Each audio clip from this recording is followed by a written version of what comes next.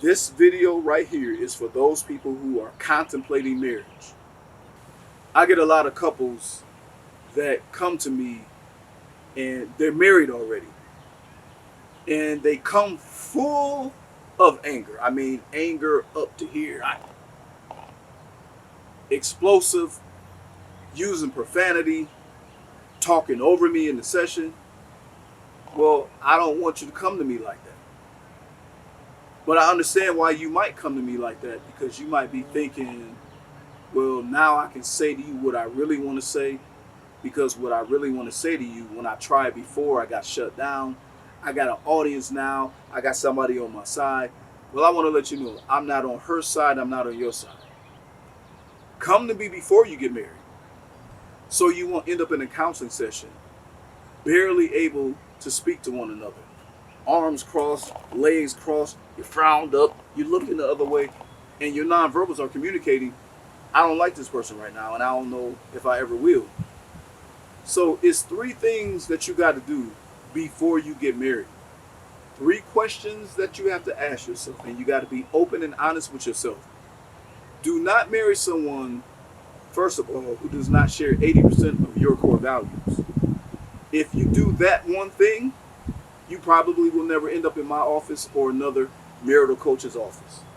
But the three things that you must identify before you say I do, before you get on bended knee, fellas, before you open that blue velvet box and ask her for her hand in marriage. Number one, you have to make sure she's an asset you cannot live without. Meaning you absolutely cannot live without this woman. She is so valuable. She is so priceless. She is inestimable. And you have to have her. It's not that you want to have her so the other guy can't have her. It's you want her. You need her. She's valuable to you. Number two, you have to make sure that she is a solution in the life cycle of your dreams. So that means, first of all, that you have to have a dream.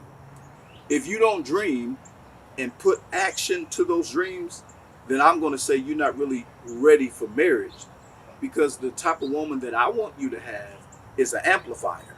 So you got to give her something valuable to amplify. The number three thing that you got to do is you got to get a witness. You got to have a testimony. And I'm not talking about the testimony in church. I'm talking about somebody that she knows, somebody that knows her back, somebody that she trusts, and somebody that trusts her back.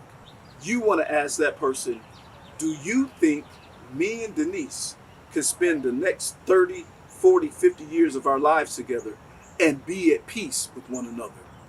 You have to ask the right question, fellas. You have to ask that person, how does she act when she gets upset?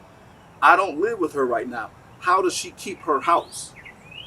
Like, when you go over there, it might be neat, but she only may make it neat because she knows you're coming over, because you don't come over unannounced.